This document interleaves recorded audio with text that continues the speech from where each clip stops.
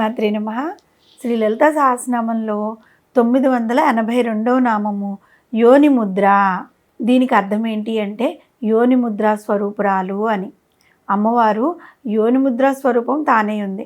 మనము దశముద్రా సమారాధ్య అనే నామంలో శ్రీ విద్యారాధనలో అత్యంత ప్రాముఖ్యత కలిగిన 10 ముద్రల గురించి తెలుసుకున్నాం కదా. వానిలో 9వ ముద్ర యోని ముద్ర అనమాట. ఇది పరాముద్ర. సమస్త లోకముల సృష్టికి కారణమైన త్రైలోక్య మాతృకా స్వరూపమైన ఈ ముద్ర అత్యంత ప్రతిభావంతమైంది. ఈ ముద్రను దశల వారీగా ఏ విధంగా ప్రదర్శించాలి అనే విషయాన్ని మనం ఈ నామంలో తెలుసుకుందాం. అయితే దశముద్రల్లో ఏ ముద్రైనా కూడా ఒక అనుభవజ్ఞుడైన సాధకుడైన గురువు నుండి మాత్రమే సాధన చేయడం చాలా ఉత్తమమైన పద్ధతి. కేవలం ఇక్కడ మనం తెలుసుకోవడం కోసమే ఈ ముద్ర గురించి మనం తెలుసుకుందాం. ఈ సర్వ జగత్తు దేవి యందు ఉద్భవిస్తోందో అది దేని యందు నుంచి ఉద్భవిస్తోందో అది యోని కదా. త్రిగుణాత్మకమైన త్రికోణము యోనికి యంత్ర సంకేతము, జగద్యోనికి సంకేతమే యోని ముద్ర. ఈ ముద్రను ఆగమ శాస్త్రములు ఏ విధంగా వివరించాయి అంటే ఈ ముద్రను త్రిముఖ ముద్ర లేదంటే త్రికోణ ముద్ర అని కూడా వ్యవహరిస్తూ ఉంటారు. ఈ 2 బొటన వేళ్లను ఒకదానితో ఒకటి ఇలా సరళ రేఖలాగా కలపాలన్నమాట. ఇలా ఈ విధంగా కలిపి 2 చూపుడు వేళ్లను 2 వైపులా ఏటవాలుగా ఉంచి పై కొలనులను కలిపేలాగా సమద్విబాహు త్రిభుజం లాగా ఏర్పడుతుంది కదా. ఈ విధంగా ఏర్పడిన యోని ముద్ర లేదంటే త్రికోణ ముద్ర ఈ విధంగా ఇలాగా ఇలా ఈ 3 వేళ్ళని ఇలా పెట్టాలి. పెట్టి ఇలా పెట్టాలి. యోని ముద్ర లేదా త్రికోణ ముద్ర ఈ విధంగా వేయాలి. ఈ ముద్ర అమ్మవారికి చాలా ఇష్టమైన ముద్ర అన్నమాట. సమస్త సృష్టికి కారణమైన ఈ త్రికోణ ముద్రను యోని ముద్ర అంటూ ఉంటారు. జగన్మాత ఈ సమస్త సృష్టికి మూల కారణమైంది కాబట్టి ఈ ముద్రకు అంత ప్రాధాన్యత ఉంది.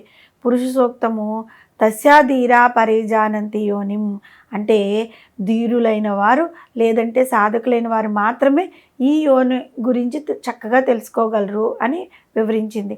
మనం గనక గమనించినట్లయితే మహాయంత్రరాజ్యమైన శ్రీచక్రంలోని బిందువు, ఆ బిందువు చుట్టూ ఉన్న త్రికోణమే యోని ముద్రగా ఆవరించి ఉందన్నమాట.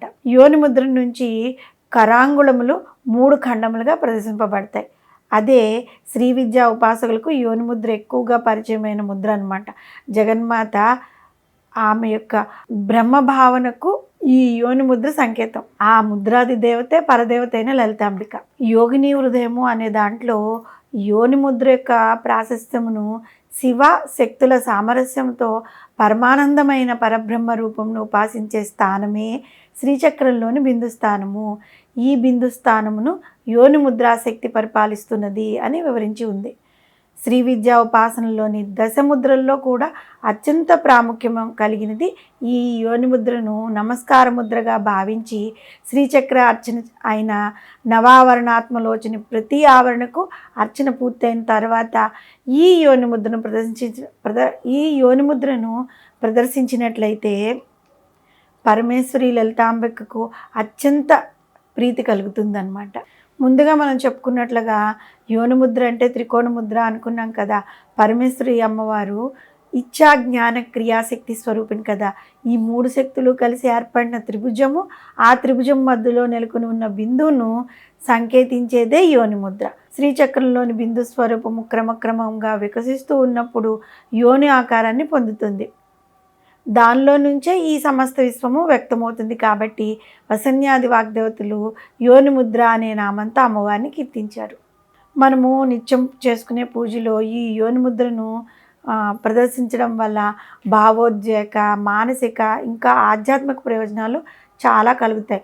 ఈ ముద్ర మనల్ని అధిక ధ్యాన స్థితిని సమర్థవంతంగా సాధించడంలో సహాయపడుతుంది. ఇంకా ఒత్తిడి, కోపం, ఆందోళనను తగ్గించడంలో సహాయపడుతుంది. సంతానోత్పత్తి సమస్యలతో బాధపడుతున్న వారికి సమర్థవంతమైన నివారణ కలుగజేస్తుంది. యోని ముద్ర ప్రదర్శించడం ఆత్మవిశ్వాసాన్ని కూడా పెంపొందిస్తుంది.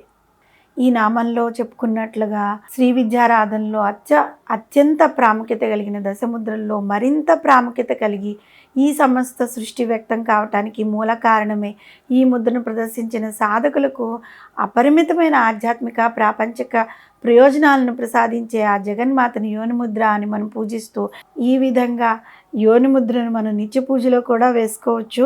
నిత్య పూజలో ఈ ముద్రను వేసి మనం ఒక 5 నిమిషాలు ప్రశాంతంగా కూర్చున్నట్లయితే మనలో ఉన్న చింతన, ఇంకా అశాంతి, ఇలాంటి భావనలన్నీ పోయి మనసు చాలా తేలికపడుతుంది. అంతేకాదు ఈ నామంలో చెప్పుకున్నాం కదా, సంతానానికి సంబంధించిన ఎలాంటి లోపాలు ఉన్నా కూడా అవి తీరిపోతాయి. శ్రీమాత్రే నమః.